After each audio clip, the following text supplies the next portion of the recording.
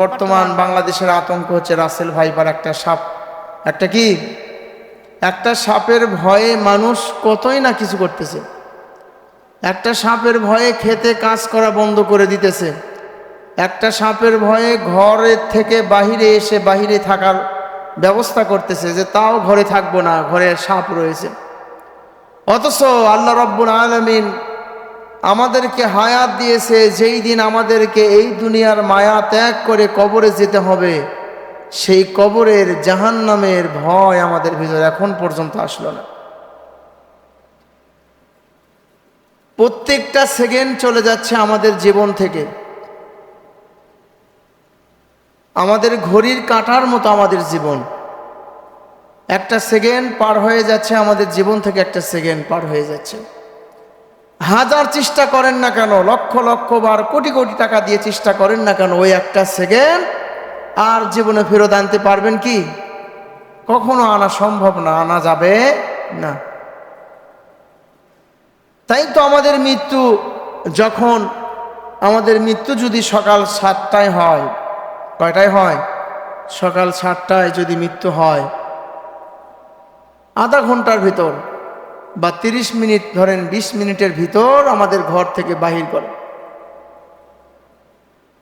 মৃত্যু হয়েছে 7টায়, কয়টায়?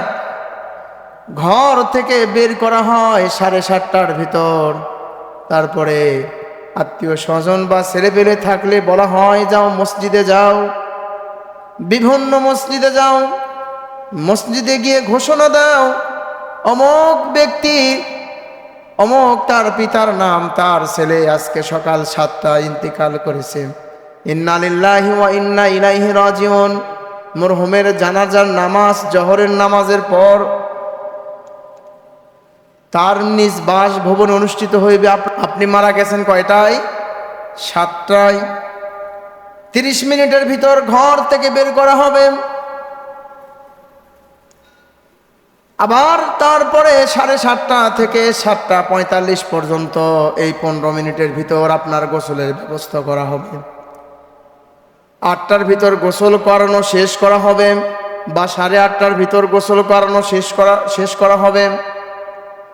8:30টা থেকে 9টা পর্যন্ত আপনার কাফনের কাপড় পরানো হবে, যে কাপড় কোনো সেলাই নাই, সেলাইবিহীন, এমন একটা কাপড় যে কাপড় কখনো আমি আপনি পরেছি কি? কখনো আমি আপনি পরেছি? কখনো পরি নাই।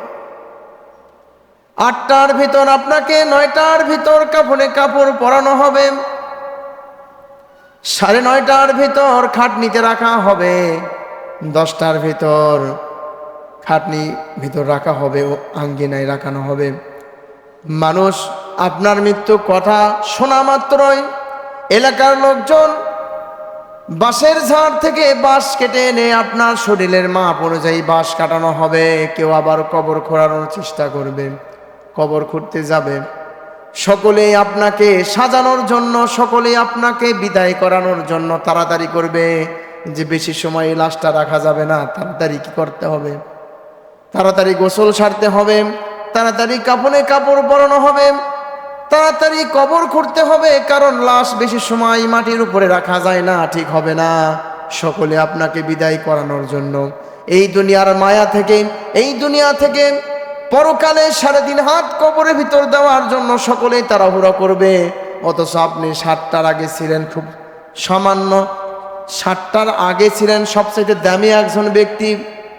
আপনি ছিলেন কারো বা বাবা, কারো বা স্বামী, কারো বা পিতা, কারো না শ্বশুর, কারো না আত্মীয় স্বজন ছিলেন, এত দামি ছিলেন আপনি। গতকাল আপনাকে এত সম্মান করা হয়েছিল, এত সম্মান করানো হয়েছিল, কিন্তু 7টার সময় হাত হাতের জায়গায় রয়েছে, চোখ চোখের জায়গায় রয়েছে, পা পায়ের জায়গায় রয়েছে, কোনো সমস্যা হয় নাই, হাত খুলে পড়ে নাই, পা খুলে পড়ে নাই, শুধুমাত্র নিঃশ্বাস বন্ধ হয়েছে।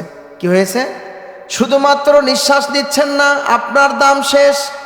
সকলেই আপনাকে তাড়াতাড়ি দুনিয়া থেকে 3.5 হাত মাটির ভিতর দেওয়ার জন্য তাড়াহুড়ো করবে। সেই সময়ের আগ পর্যন্ত, সেই সময়ের আগে আল্লাহ রব্বুল আলামিন আমাদেরকে তৈরি হতে বলেছেন। মহান রব্বুল আলামিন পবিত্র কুরআনুল কারীমে বলেন, ওয়ামা কানা লিনাফসিন আন তামুতা ইল্লা বিইذনিল্লাহি কিতাবাম মুআজ্জালা। আল্লাহ রাব্বুল আলামিন পবিত্র কুরআনুল কারীমে বলেন, আর কোন প্রাণী আল্লাহর অনুমতি ছাড়া মৃত্যুবরণ করে না। তার নির্দিষ্ট সময়ে, যে সময় লেখা আছে সেই সময় তাকে মৃত্যুবরণ করতে হবে।